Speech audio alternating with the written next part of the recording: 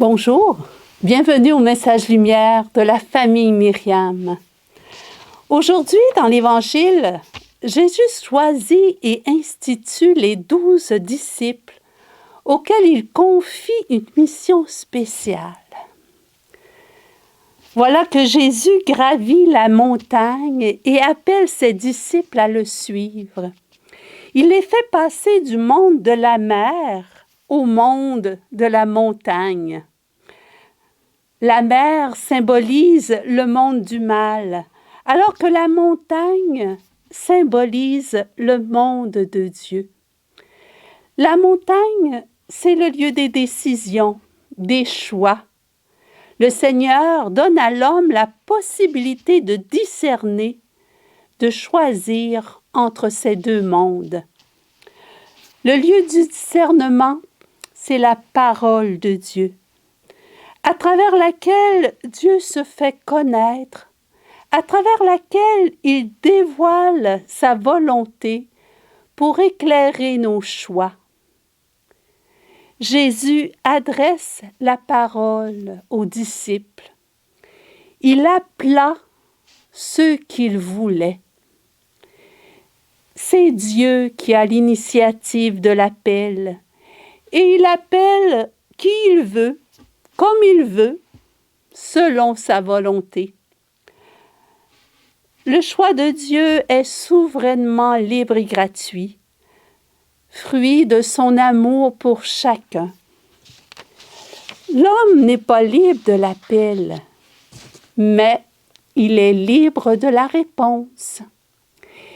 Et le texte nous dit que les disciples ont répondu à cet appel. Ils vinrent à lui. Ils acceptent de gravir la montagne pour rejoindre Jésus. Ils choisissent Dieu. Jésus n'a pas seulement appelé les 12, il les a aussi institués. Il en institua 12.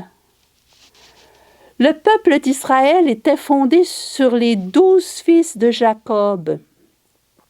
Jésus, en choisissant 12 apôtres, signifie qu'il fonde le nouveau peuple de Dieu, l'Église, et il lui donne une structure hiérarchique qui devient symbole de l'initiative de Dieu. En effet, le salut vient de Dieu. Et les ministres de ce salut sont le signe que ce salut est donné par Dieu. Jésus les institua pour qu'ils soient avec lui. Il les a choisis avant tout pour vivre avec lui, pour devenir ses intimes, pour tout vivre avec lui. À force de le fréquenter, ils vont apprendre à penser et à agir comme lui. Ainsi, quand Jésus ne sera plus là visiblement, ils devront le représenter, le rendre présent. Et c'est de leur intimité avec le Seigneur que dépendra la fécondité de leur ministère, de leur service. Les 12 sont donc institués pour faire ce que Jésus a fait. Il a prêché et chassé les démons.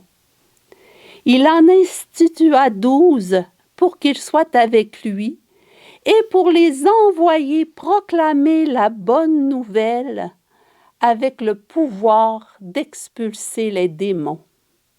Ils sont envoyés. De là vient le mot apôtre, qui en est la traduction grecque. Leur mission est de prêcher, comme Jésus, et avec lui, proclamer la bonne nouvelle du royaume de Dieu. Proclamer la parole et les signes accompagneront. La parole a une puissance de guérison et de libération. Les apôtres qui participent au pouvoir de Jésus vont expulser les démons. Comme lui, Ils vont lutter contre les esprits mauvais et en délivrer les hommes. Ils font reculer le mal.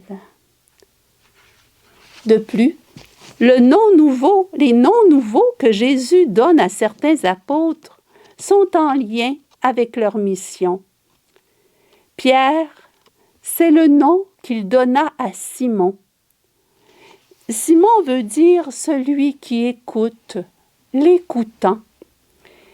Il écoute, mais Jésus connaît aussi sa fragilité. C'est à son sujet qu'il a dit que l'esprit est ardent, mais la chair est faible. Ne le reniera-t-il pas, lui qui pourtant avait promis de lui être fidèle? Cependant, Jésus connaît aussi sa capacité de faire retour. Il l'appelle Pierre, car de fait, un jour, Simon sera solidement ancré dans sa foi au Christ, jusqu'à donner sa vie pour lui et mourir martyr à Rome. Le traître deviendra martyr. Puis Jacques, fils de Zébédée, et Jean, son frère, deviennent Boanerges, c'est-à-dire fils du tonnerre. En effet, leur voix sera puissante pour annoncer la parole de Dieu. Ainsi, Jésus prépare la naissance de l'Église et sa mission d'évangélisation. Par les 12 et leurs successeurs, Jésus continue à agir. Et chaque chrétien collabore à cette œuvre d'évangélisation par son travail, par sa parole, là où il est, dans son milieu familial ou son milieu de travail. Comme baptisés, nous avons tous à devenir des intimes du Christ. Et nous sommes tous envoyés au cœur du monde pour propager sa parole et faire reculer le mal. Demandons à l'Esprit Saint de nous donner une foi audacieuse pour faire connaître l'Évangile, afin que le Christ soit aimé. Or, aimer le Christ conduit à aimer l'Église, par laquelle il continue à se faire présent et à agir pour le salut du monde. Prions pour notre Saint-Père, les évêques et les prêtres, et leur mission d'évangélisation, et qu'ils soient fidèles à ce que le Seigneur attend d'eux. Au revoir et à la prochaine.